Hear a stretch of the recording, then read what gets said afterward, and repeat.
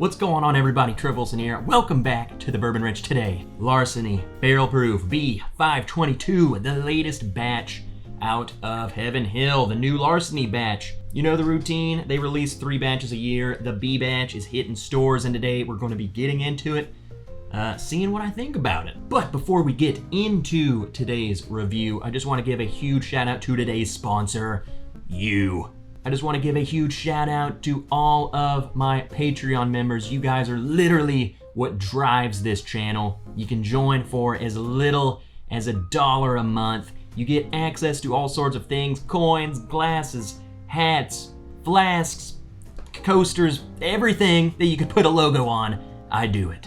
Also, you get access to barrel picks. We already have one out. There's gonna be more coming in the future. So if that's something that interests you, be sure to check out the description. Go on over to the Patreon page. You can read up about all the different rewards, the different tier levels, see what you can have access to. All right, with that out of the way, let's get right into today's bottle. The B522, coming in 123.8 proof.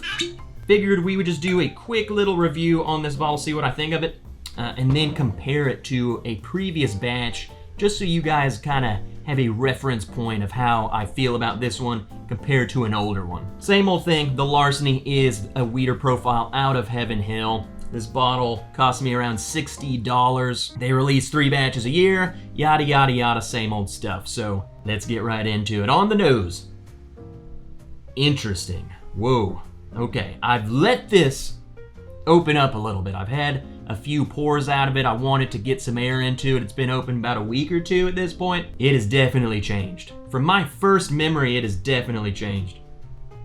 Get this dizzy a little bit. Oh yeah, there we go.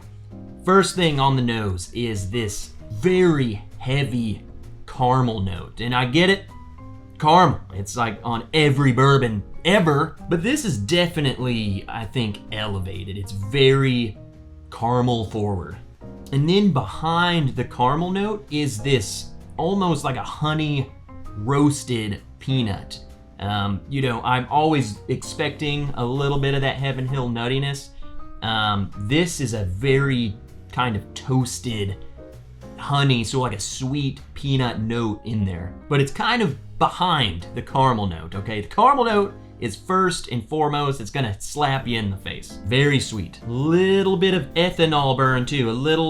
It's waking me up a little bit. It's letting me know. I kind of feel like that's a trend I've noticed on some of these, just a little bit of ethanol coming out, but nothing crazy, nothing we can't handle. Let's go ahead and taste it.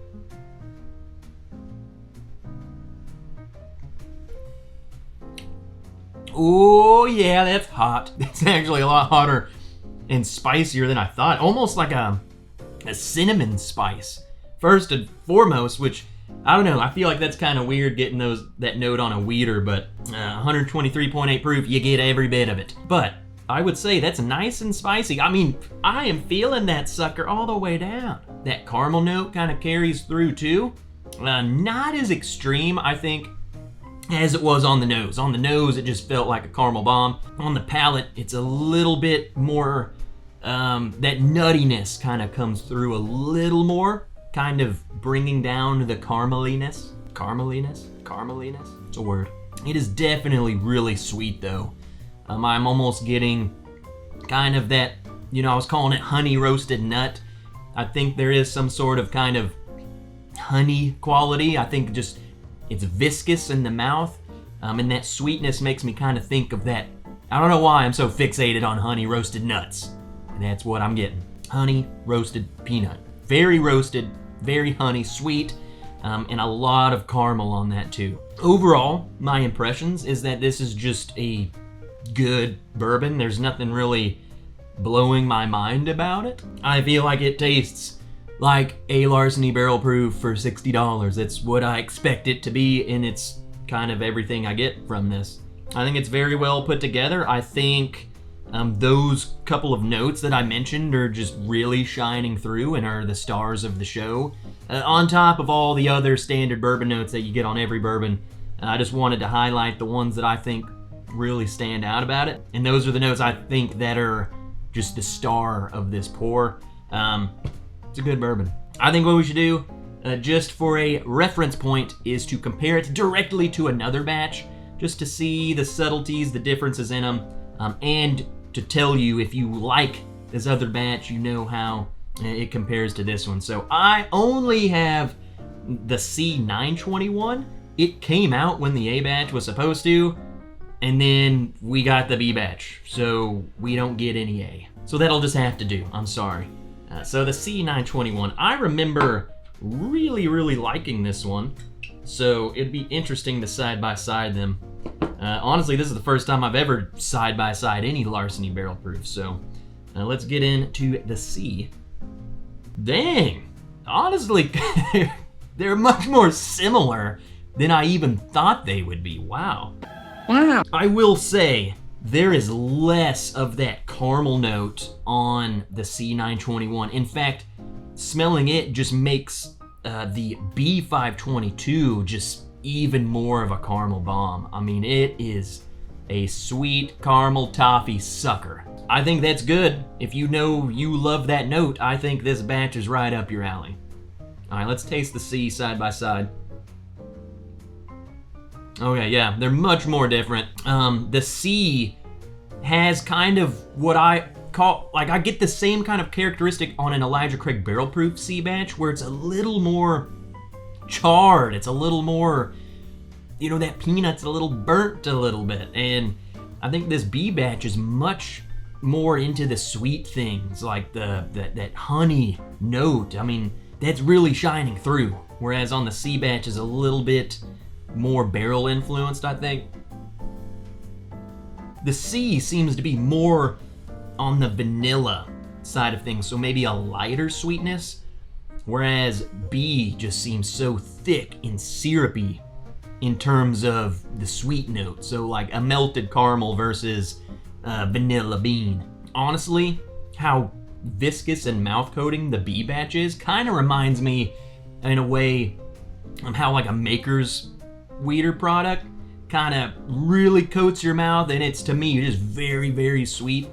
This is kind of almost a little more in line with that compared to the C. Honestly, side-by-siding it with the C batch, I'm liking it a little more than I thought. You know, that first sip wasn't really blowing my mind. It just seemed just like a standard good bourbon. After comparing it, I think it is a good step. I think it's gonna cater to people who are more into that sweet stuff, so take that into consideration. So that being said, I think my final thoughts are, if you like Larceny Barrel Proof, I think this is just gonna be another batch you'll enjoy. I don't think it's the best bourbon ever. I think it's really good. I think it has potential for some people to love it, but I don't think it's that weird or off-putting or have any sort of bitter nuttiness that some of the previous batches had. So I think a lot more people will like this. So I think it's a safe bet. I think it's a safe batch. I think it's really good.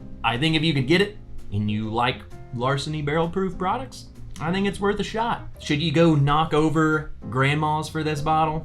Probably not, but there is potential for you really liking it. So don't hurt grandmas. There we have it, guys. That is my review.